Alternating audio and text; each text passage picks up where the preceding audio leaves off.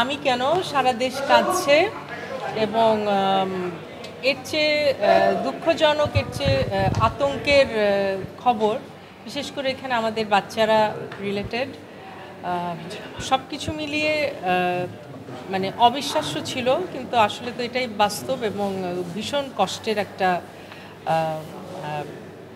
ঘটনা ঘটলো। এবং আমি মনে করি যে ফিউচারে যেন এরকম আর কিছু না হয়, কর্তৃপক্ষ সেই মেজারগুলো নেওয়ার চেষ্টা করবেন।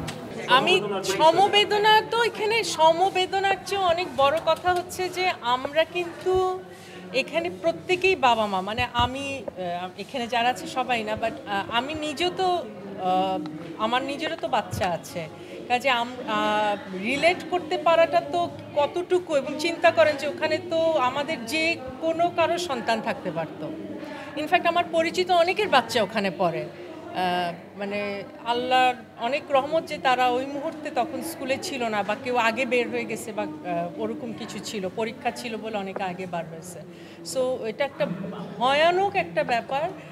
আর যেগুলো ফেসবুকে প্রচার হয়, বা কেউ যেটা আপনি বললেন যে সংখ্যা নিয়ে যে একটা কথা, সেটা নিয়ে আমি আসলে কোনো মন্তব্য করতে চাচ্ছি না, কারণ এটা সময়, জাস্ট 2-3 দিন হয়েছে, সময়ের সাথে এটা আমার ধারণা যে সত্যটা আমরা সবাই জানতে পারবো। আমি আসলে কোনো একটা স্ট্যাটাস দেখে বা কিছু স্ট্যাটাস দেখে কোনো মন্তব্য করতে চাই না, না জেনে। বান্ডেল থাকলে প্রতি সেনমানিতে টাকা বাঁচবে। বিকাশ সেনমানি বান্ডেল কিনে জিতুন প্রতি লেনদেনে। ওনার সন্তান তো মারা গিয়েছে, উনি আরো অনেক কিছু বলতে পারে, ওনার বলার অধিকার আছে। এবং ওই মুহূর্তে একটা মানুষ আরো কত কিছু যে বলতে পারে, ওনার যে বেঁচে আছে, নিঃশ্বাস নিচ্ছে, এটাই আমার মানে মনে হয় যে অনেক কিছু।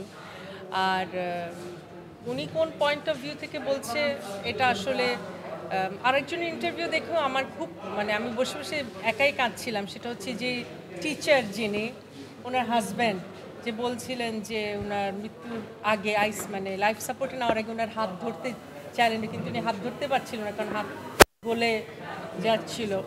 এই মানে এগুলো আসলে নেওয়া যাচ্ছে না। আমি মানে বললাম তো, ভবিষ্যতে যেন আর এটা না হয়, এটা আমাদের, আমি সবার কাছে যারা আছেন তাদের